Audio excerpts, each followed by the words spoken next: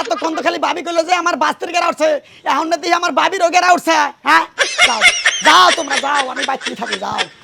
আরে কি রে বউ, বউ সাথে যাস কই? আরে তুই জানাস না আজকে তো আমার বিয়ে, হয় আমার বিয়ে নাকি?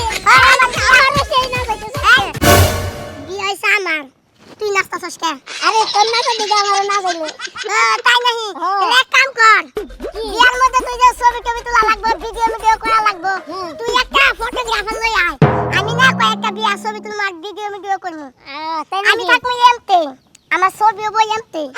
ভালো করে যদি না তোলা হারস তাহলে এক কাঞ্চা দিমু, ওই কাঞ্চার মধ্যে গরমে দেবো। আমি তো ছবি তুলা হারি না, আমি ওই ফটোগ্রাফার আমি হেরে কইয়া দিই ভালো করে ছবি তুলবার লাগা।